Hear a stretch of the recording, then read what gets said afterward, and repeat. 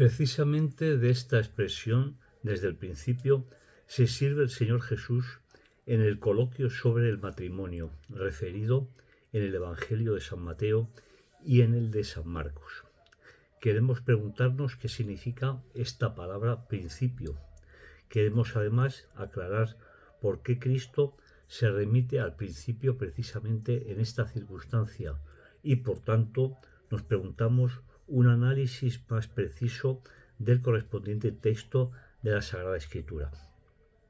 Jesucristo se refirió 2 veces al principio, durante la conversación con los fariseos que le presentaban la cuestión sobre la indisolubilidad del matrimonio. La conversación se desarrolló del modo siguiente.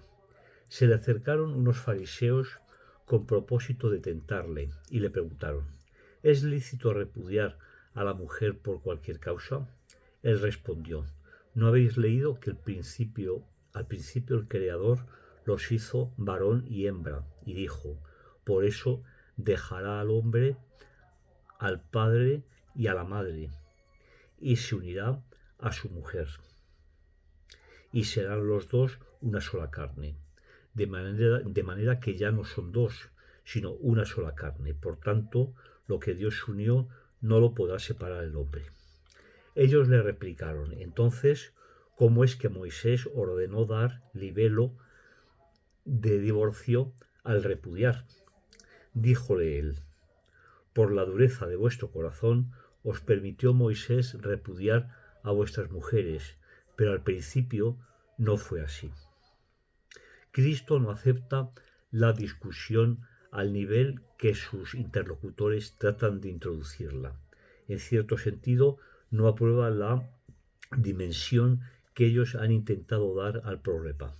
Evita enzarzarse en las controversias jurídico-casuísticas y, en cambio, se remite a 2 veces al principio.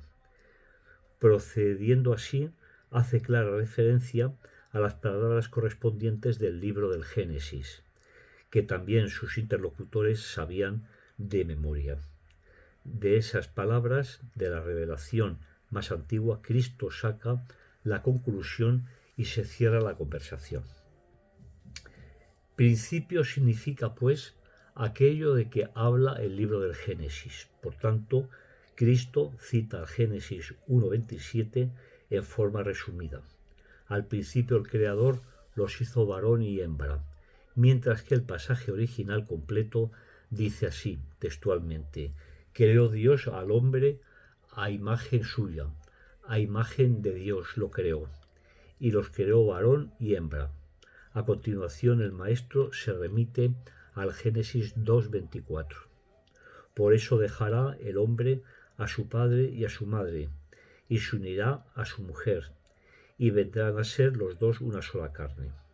Citando estas palabras, así su intenso, casi inextenso por completo.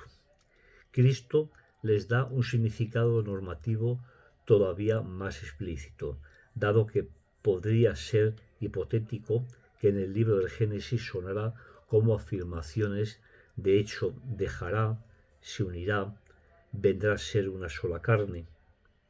El significado normativo es admirable en cuanto que Cristo no se limita solo a la cita misma, sino que añade de manera que ya no son dos, sino una sola carne. Por tanto, lo que Dios unió no lo separará el hombre.